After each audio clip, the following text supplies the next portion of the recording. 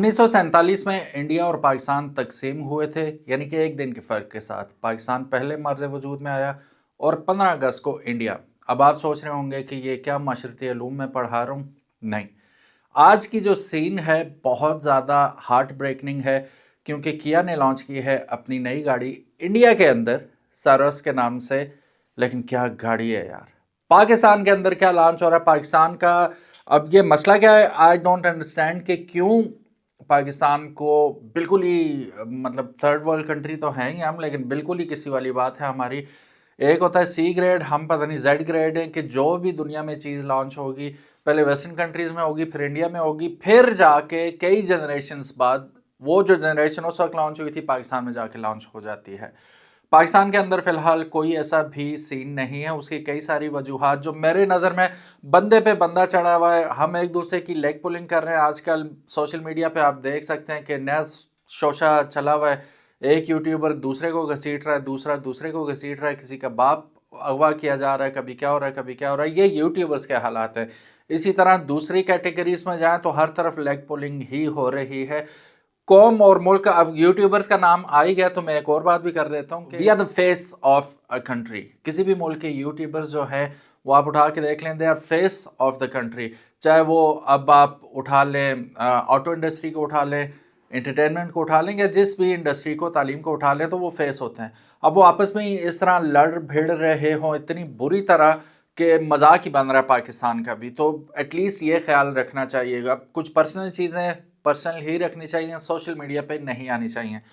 Having said that, बाकी सूरत हाल भी आप लोगों के सामने कि टिकटॉक खोलो, यूट्यूब खोलो, कोई भी फेसबुक खोलो तो अफरा तफरी का आलम ही है पाकिस्तान के अंदर। तो कोई भी कंपनी क्यों ऐसे जंजालपुरा में आके इन्वेस्ट करेगी। ये भी अल्लाह का शुक्र है जो कंपनीज आ रही हैं इन्वेस्ट कर रही हैं, अल्लाह का बहुत करम है। अदरवाइज ऐसे जंजालपुरा में बड़ा मुश्किल हो जाता है कंपनीज का सरवाइव करना। आप लोगों का इस सिलसिले में क्या कहना है। ये ना और डकी भाई की साइड एक हो जाए, रजब भट्ट की साइड एक, और उसकी जगह क्या नाम है उसका, कौन तलहा, कौन तलहा, आप सबको पता है कौन तलहा, तलहा व्लॉग्स। तो बहरहाल जो भी सही है अल्लाह पाक उसकी मदद फरमाए। अच्छा जी, बढ़ते हैं आज की वीडियो की जानिब। किया सैरोस एक जबरदस्त किस्म की गाड़ी और पाकिस्तान के अंदर बेस्ट परफॉर्म कर सकती है अगर के लॉन्च होती है। वो क्यों कि ये बिल्कुल ही कॉम्पैक्ट एसयूवी है। ऐसा लग रहा है कि किसी डॉक्टर के पास लेके गए और वैगनार को टीका लगाया तो वैगनार फूल के बड़ी हो गई है। तो वो कुछ उस किस्म की फील आपको आती है। 17 के व्हील लगे हुए हैं इसके अंदर, डैश बहुत खूबसूरत है, इंफोटेनमेंट सिस्टम बहुत खूबसूरत है, गाड़ी itself is a beautiful vehicle, a sight to be seen वाली बात है। बहुत खूबसूरत गाड़ी है। चलिए जानते हैं इस गाड़ी के बारे में, लेकिन उससे पहले अगर अभी तक आपने कारमेट पीके को सब्सक्राइब नहीं किया तो make sure you do it, ताकि इसी किस्म के इंटरेस्टिंग वीडियोस आपको देखने को मिलती रहे। इससे पहले कि मैं आगे बढ़ूँ, आपका दिल मजीद जलाता हूँ। पता है कितने में लॉन्च हुई है?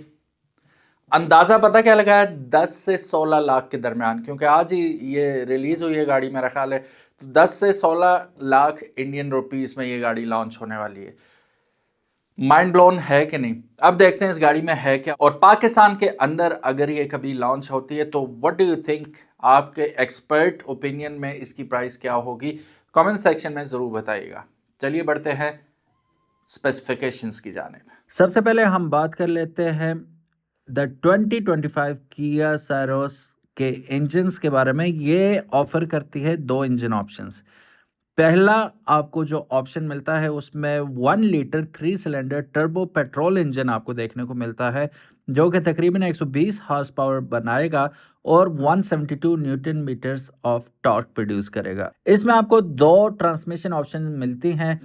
अगर मैनुअल देखें तो 6 स्पीड आपको मैनुअल ट्रांसमिशन के साथ ये मिलेगा, और अगर ऑटोमेटिक की तरफ आप जाएं तो 7 speed dual clutch automatic transmission आपको देखने को मिलेगी पेट्रोल वेरिएंट में।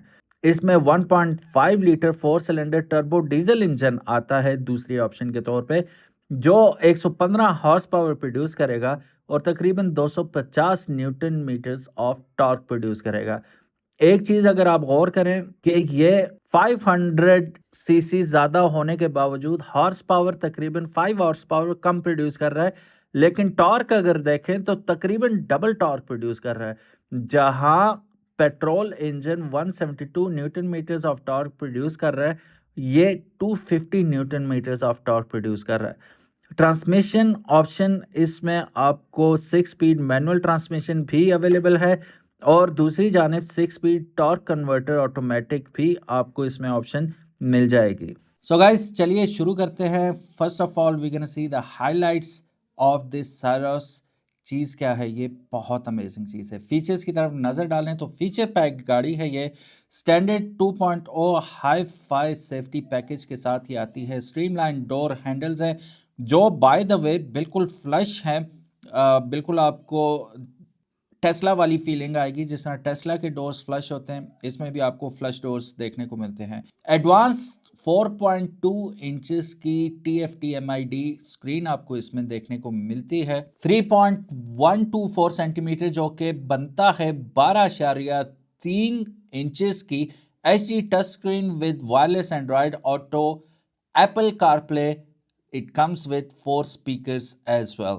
और सबसे अच्छी बात ये, अब मेरा ख्याल है 2025 की तमाम ही गाड़ियों में वायरलेसली एंड्रॉयड ऑटो और एप्पल कारप्ले आपको देखने को मिलेगा, इसमें भी वायरलेसली ही ऑपरेट होगा। Manual air conditioner and rear AC vents आपको इसमें देखने को मिलेंगे।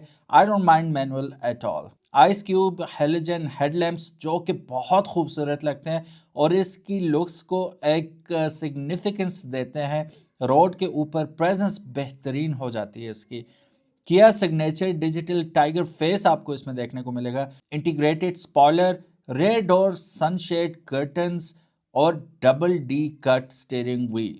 अब बात कर लेते हैं कुछ कलर्स की। इसके एक्सटीरियर में आपको काफ़ी सारे यानी कि 8 ऑप्शंस देखने को मिल रहे हैं, जिसमें frost blue, gravity grey, intense red, glacier white pearl, sparkling silver, imperial blue, pewter olive, aurora black pearl. ये तो आगे exterior. What about interior? Interior की बात करें तो all black and grey dual tone interior with matte orange accent आपको देखने को मिलेगा। जैसा कि मैंने आपको बताया कि ये क्रॉसओवर SUV है। डायमेंशन की मेजरमेंट पे नजर डालें तो ओवरऑल चौड़ाई जो इसकी है वो 1805 मिलीमीटर है, हाइट 1625 मिलीमीटर।